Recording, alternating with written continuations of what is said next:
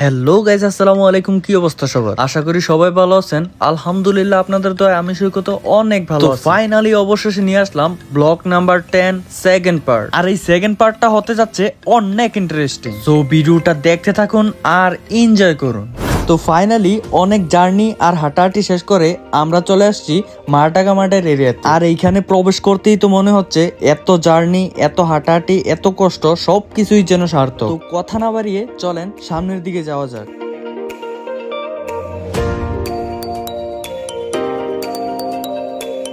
আমার কেন জানি না মনে হচ্ছে সামনে অনেক অনেক ইন্টারেস্টিং প্লেস আমাদের জন্য অপেক্ষা করছে। আর তাই আমি আমার ভিউয়ার্সদেরকে বলবো ভিডিওটা পুরোটা প্লে করুন এবং কি এই সুন্দর সুন্দর ইন্টারেস্টিং জায়গার সৌন্দর্যগুলা আপনি উপভোগ করুন।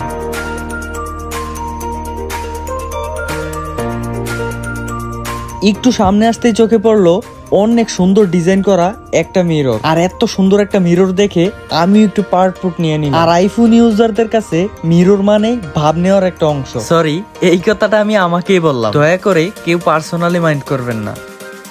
তারপর একটু সামনে আসতে দেখি মালাই দুইটা বান্ধবী ললিতা গিটার নিয়ে কি যেন কইতাছে। সত্যি কথা বলতে আমার বুঝতে খুব কষ্ট হইছে যে ওনারা কি গান কইতাছে না মস্করা করতেছে। আর বিশ্বাস না করলে আপনি একটু শুনে নিন।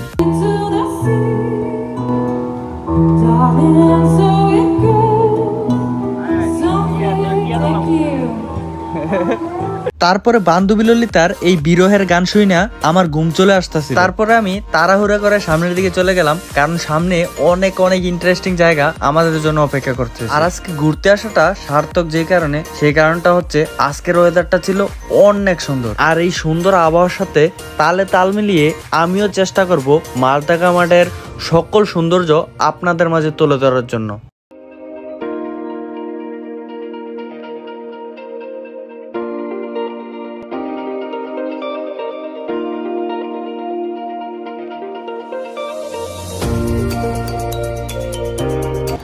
এখানের পরিবেশটা গাইজ এতটাই সুন্দর, আমার এখান থেকে যাইতেই ইচ্ছা করতেছে না।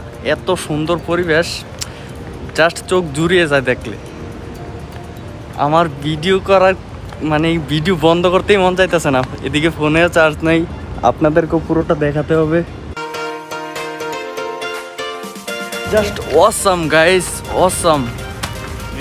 ভিডিওতে আমি ঠিক কতটা দেখাতে পারতাছি ওইটা তো জানি না, তবে বিশ্বাস করেন গাইজ জায়গাটা সত্যি অসাধারণ। তারপরে হাঁটতে হাঁটতে আমি চলে আসছি মারদাঙ্গা মাঠের একদম মূল পয়েন্টে, আর এইটাই হচ্ছে মারদাঙ্গা মাঠ। অবশেষে গাইজ চলে আসছি আমরা মেইন পয়েন্টে, মারদাঙ্গা মাঠের আসল এরিয়ায়। মারদাঙ্গা মাঠের মূল পয়েন্টে চলে আসছি। এই যে মারদাঙ্গা মাঠের গড়িটা দেখা যাচ্ছে, এই জায়গাটা অনেকেই চিনেন, অনেকেই এখানে ঘুরতে আসেন। আজকে ফাইনালে আমিও চলে আসলাম। Just awesome guys.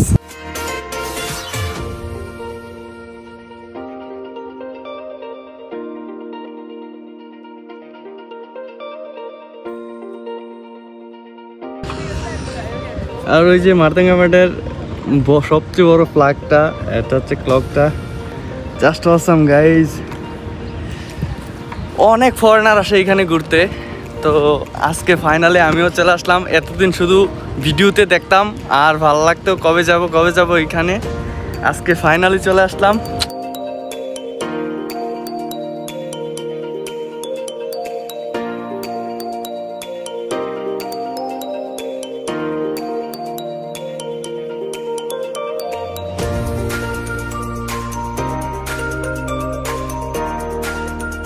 জানি না কতটুকু দেখাতে পারতাছি আপনারা রে, তবে বিশ্বাস করেন মারদাঙ্গা মাঠের এরিয়াটা এতটাই সুন্দর, না দেখলে বিশ্বাস করবেন না।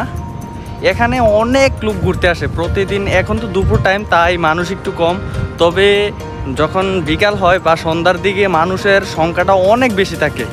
অনেকেই ঘুরতে আসে বিকালবেলা। এখন তো রোদ, যার কারণে মানুষ একটু কমে।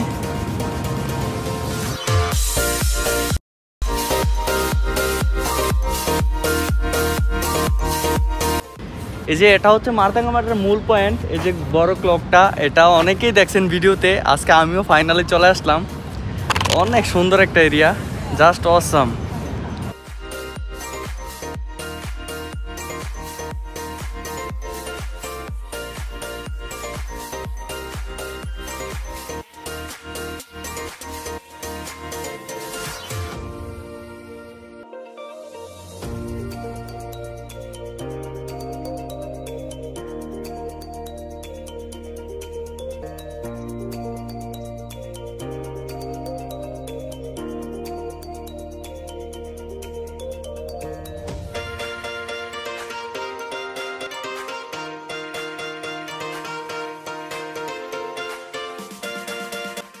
আর ওই যে ফ্ল্যাগটা, বড় ফ্ল্যাগটা এইটাতে দেখা যাচ্ছে, ওই ফ্ল্যাগটা অনেক সময় ভিডিওতে দেখছি, আজকে নিজ চোখে দেখলাম, সামনাসামনি আজকে দেখে ফেললাম।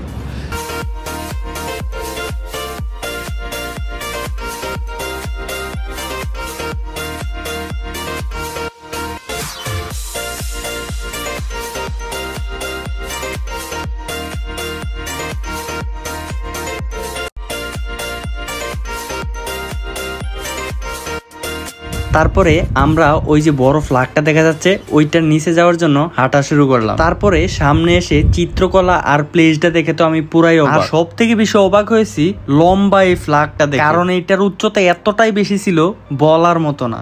তারপরে রোদের মধ্যে এতক্ষণ ঘোরাঘুরি শেষ করে আমরা পুরাই টায়ার্ড, আর এই জন্য চাচ্চু আমাদের জন্য ঠান্ডা ঠান্ডা রেডবুল নিয়ে নিল। আর এই রেডবুলটা মালয়েশিয়ার প্রত্যেকটা প্রবাসীদের অনেক ফেভারিট একটা মেনু।